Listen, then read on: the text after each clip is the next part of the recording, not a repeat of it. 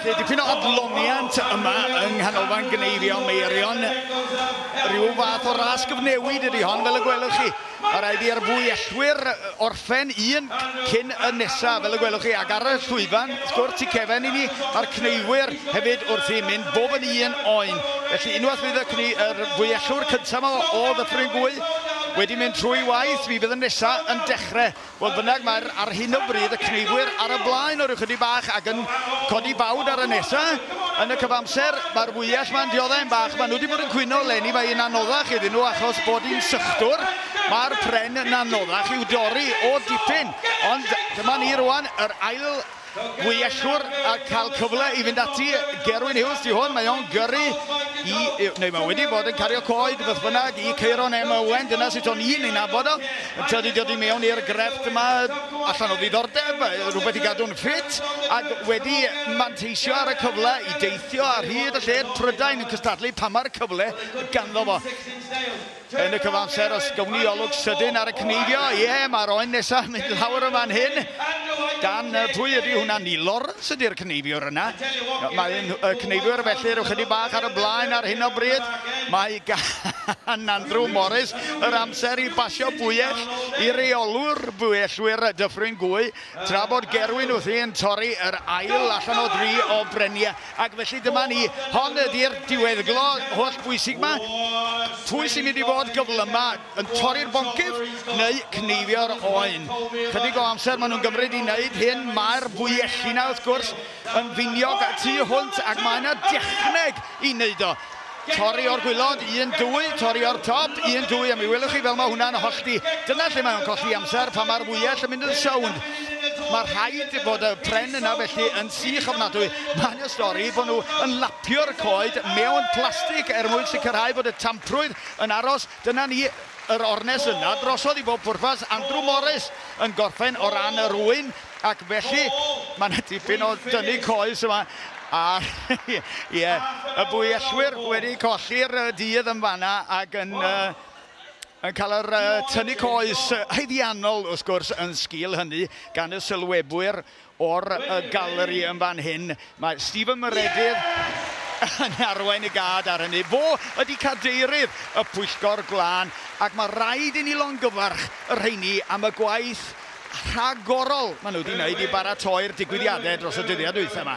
Wyr yn erbyn y cneifwyr fan hyn ar ddydd Iau yn y sioe fawr. Gareth ydy hwn yr holl ffordd o Iwerddon ar ochr y bwyellwyr yn herio Jack Fagan wrth gwrs yn adnabyddus yr wythnos yma am gneifio oen yn y cneifio cyflym mewn 15.9 eiliad fawr iawn rhwng y ddau o'n ar un o bryd. Ydy Jack Fagan yn mynd i orffen cynta ydy o'r i'w chydig. Cofiwch mae ras gyfnewid ydy hon. Jack Fagan i mewn ac wedyn yn ail o ran y cneifwyr y fan hyn i gymryd i lef o. Mae Lloyd Rees, da ni'n dal yn canolbwyntio fan hyn ar Gareth yr holl ffordd o Iwerddon. Mae hon yn grefft ryngwladol yr herio yma, torri'r coed yma efo bwyelli. Dyma ni felly Lloyd Rees o Lande falle yn ystod y cystadlaethau ddoe wedi cneifio 20 oen mewn 10 munud wedyn. Mae'r ail fwyellwr yn dod i mewn iddi hi o ran yr her Red Bull i hwn o'r iseldiroedd. Ac yn ôl y tynnu'r coes fan hyn ar y llwyfan, mae wedi cymryd wythnos oddi ar Love Island mwyn gallu cystadlu fan hyn heddiw. Torri mewn dull gwahanol o fan hyn wrth gwrs. Rhaid bod yn ofalus gyda'r fwyell yna. Iechyd a diogelwch yn holl bwysig yn y grefft yma. Mae'r rhain yn bobl broffesiynol yn y grefft ac yn teithio'r byd yn arddangos hynny hefyd. Wedyn da ni'n troi nôl i weld lle mae'r cneifiwr arni. Wel, erbyn hyn, mae'r cneifiwr nesaf wedi ymuno yn y gad sef Matthew Evans. Falle maen nhw'n galw'n hot dog, y cyflyma yn y gorllewin. 1 oen ar ôl genno fo, ond yn y cyfamser, dyma chi boi ydy hwn ar y fwyelli. Dyma chi Armin yr holl ffordd o Awstria fod un o'r fwyellwyr gorau yn y byd, yn y 10 uchan y byd yn ôl pob sôn. Ond ar hyn o bryd mae'r cneifwyr unwaith eto wedi curo o ran amser, ond mae'n werth gwylio crefft y boi yma mynd ati. Colli'r ychydig o eiliadau pan mae'r fwyell yn mynd yn sownd, ond os a fawr iawn ar ôl genno fo, ac mi fysa'r boi yma yn gallu torri coeden eich chi yn yr ar mewn eiliadau, welwch. a'r gefnogaeth yn dod o'r gynulleidfa fan hyn. Un trawiad arall o fanna cyn troi yn is o'na dal ati i'r un ongl na tho, chwarae teg iddo fo. A mae'n cymryd dipyn o egni i wneud hynna.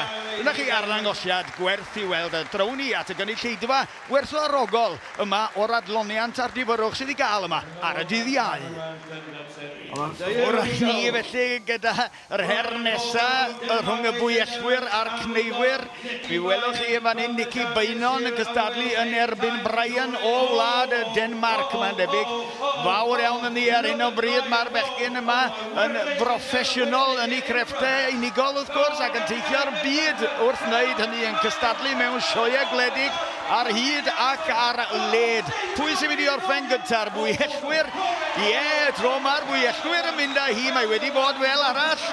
A felly mae yna wahaniaeth yma hyn yn mynd i fod. A ni wedi arfer gyda'r bwyellwyr yn ola yn tro yma. Dwi'n credu Nicky Beinon yn pwysio i roi bach o gyfle iddyn nhw. Mae'r bachgen yma'n dod o wlad Belg wedyn unwaith eto.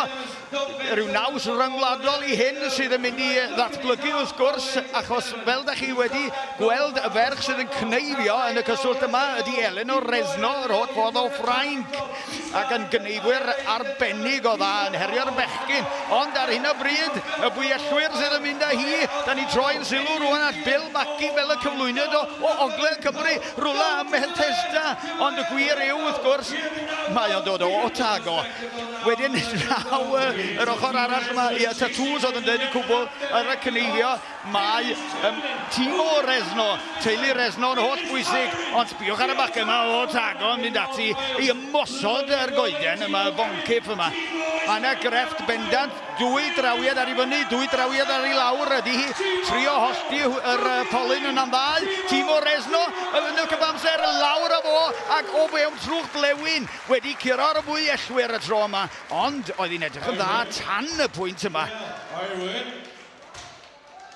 Mae yna bach o dynnu coes y fanna cyn iddo fo gael rhoid y trawiad dwytha ac yn ymfalchio yn ei gamp. Y gynulleidfa'n mwynhau yr adloniant yma ar y dydd Iau a'r Ffrancod yn cyfrannu i'r hwyl i gyd. Da iawn nhw.